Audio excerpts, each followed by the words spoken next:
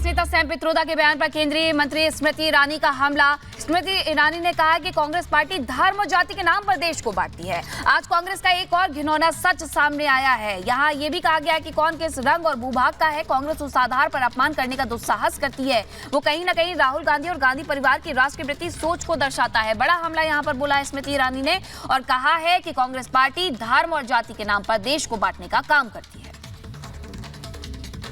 इस पार्टी जो धर्म और जाति के नाम पर इस देश को बांटती रही है, आज पता चला है कि उनका एक और घिनौना सच है कि इस देश में कौन किस रंग का है, कौन किस भूभाग का है।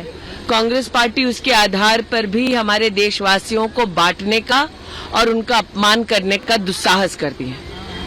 आज जो कांग्रेस नेता के मुख से शब्द प्रस्फुटित हुए वो अपने आप में न सिर्फ निंदनीय है, लेकिन वो कहीं न कहीं राहुल गांधी की, गांधी परिवार की, हमारे राष्ट्र के प्रति सोच को दर्शाता है। वहीं तेलंगाना के करीमनगर में प्रधानमंत्री नरेंद्र मोदी ने राहुल गांधी से एक बड़ा सवाल पूछा। प्रधानमंत्री ने यह सवाल किया कि आखिर ऐसा क्या हुआ जिसके बाद कांग्रेस के शहजादे ने अडानी और अंबानी को अचानक गाली देना बंद कर दिया। देखिए पूरी खबर इस रिपोर्ट में।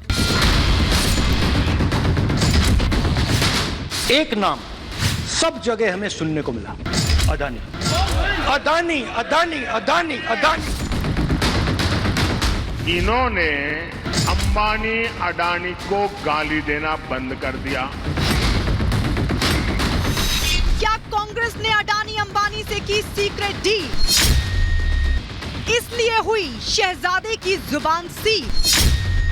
उद्योगपतियों के विरोध की माला जपने वाले राहुल की जुबान पर क्यों लग गया ताला? अडानी अंबानी के नाम पर आखिर क्यों हुई राहुल की बोलती बंद?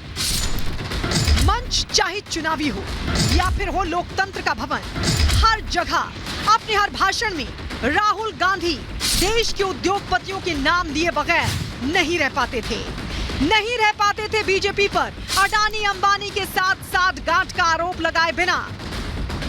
लेकिन जब से देश में चुनावी माहौल की खुमारी है, तब से राहुल की जुबान भी अडानी अंबानी का नाम लेकर केंद्र को नहीं घेर रही है, बल्कि राहुल की जुबान भी सिल गई है, मानो ताला लग गया हो।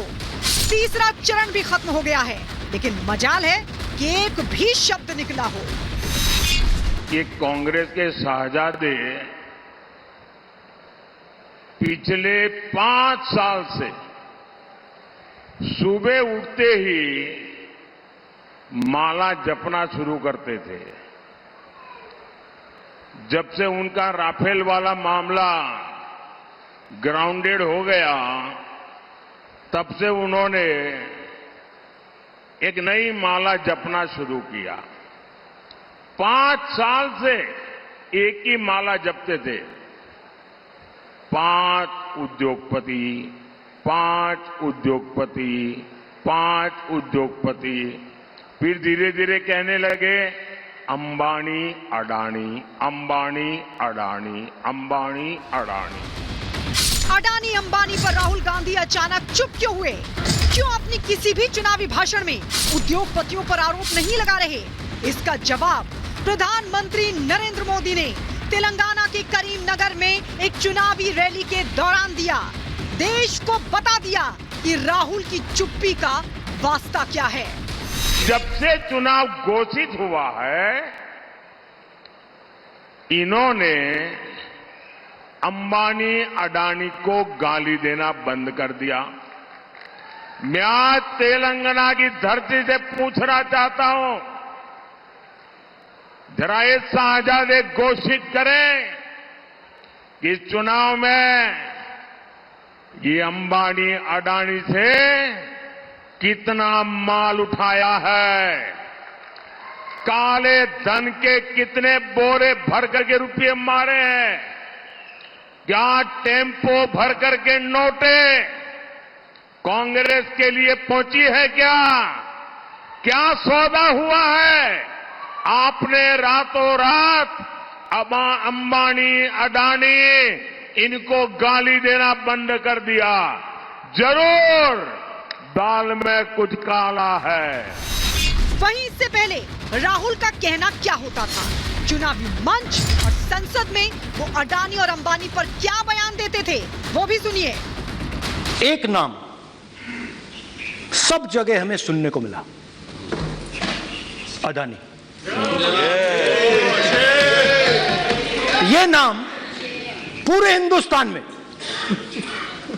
केरल में, तमिलनाडु में, महाराष्ट्र, कर्नाटका, हिमाचल, कश्मीर, सब जगह अडानी अडानी अडानी अडानी अडानी।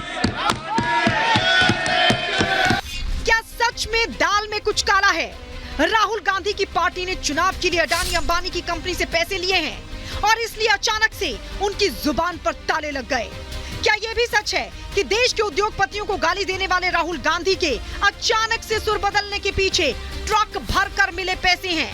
अब इस सवाल पर जवाब न केवल राहुल गांधी बल्कि समूचे कांग्रेस को है। कांग्रेस को लगता है कि जो लोग नॉर्थ ईस्ट के लोग हैं वो चाइनीज की तरह लगते हैं। क्या ऐसी बातें देश स्वीकार कर सकता है क्या? कांग्रेस को लगता है कि साउथ इंडिया के लोग अफ्रीकन जैसे दिखते हैं।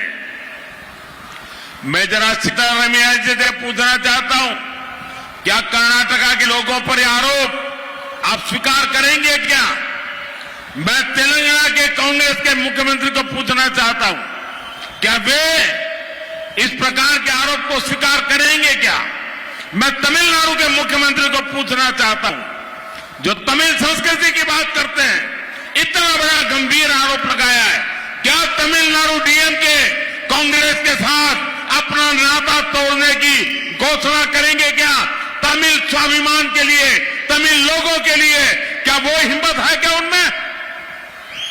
कांग्रेस को लगता है कि पश्चिमी भारत के लोग अरब के लोगों जैसे दिखते हैं। मैं जरा बाला साहब ठाकरे के नकली शिवसेना के जो उनके संतान है, जरा बाला साहब जी को याद करो। मैं इन नकली संतानों को पूछना चाहता हूं, मैं जरा उनके मेंटर बुजुर्ग नेता से भी पूछना चाहता हूं। इन्होंने कहा है कि पश्चिम भारत के लोग अरब नस्ल के अरबी लगते हैं। क्या महाराष्ट्र के लोगों को ये भाषा मंजूर है क्या? कांग्रेस को लगता है कि उत्तर भारत के लोग गोरों जैसे दिखते हैं। क्या आपको ये बात स्वीकार कर सकते हैं क्या? सत्ता के लिए देश का बंटवारा कराने वाली कांग्रेस अब भारतीयों पर नस्लवादी टिप्पणी करने पर उतर आई है। क्या हो गया है कांग्रेस पार्टी को? और ये बात जरा जो उनकी इकोसिस्टम है वो भी समझ लें कि आप इनका बचाव करने की कोशिश मत करो, क्योंकि जो शहजादे के फिलोसोफर एंड गाइड ने अमेरिका में बोला, उसके 4 दिन पहले खुद शहजादे ने युवकों के बीच में कहा कि अमेरिका में इस रंग के लोग पेपर सेट करते हैं तो इस रंग के लोग परीक्षा में नापास होते हैं, इस रंग के लोग पेपर सेट करें तो सब पास होंगे। हिंदुस्तान पर भी उन्होंने वही टिप्पणी की थी जिसका विस्तार शाहजादे के गुरु ने किया है। ये दोनों की बातें मिली हुई बातें हैं, सोच समझ करके बोली हुई बातें हैं। और मैं पूरी कांग्रेस पार्टी पर, शहजादे पर, इस शाही परिवार पर गंभीर आरोप लगाता हूं। अरे मुद्दे नहीं है तो कम से कम हम भारतीयों का मखौल मत उड़ाओ। तीसरे फेज में घुटने टेकने की बौखलाहट में ये लोग कुछ भी कहे जा रहे हैं, लेकिन देश कांग्रेस की एक एक विभाजनकारी बात को सुन रहा है, समझ रहा है।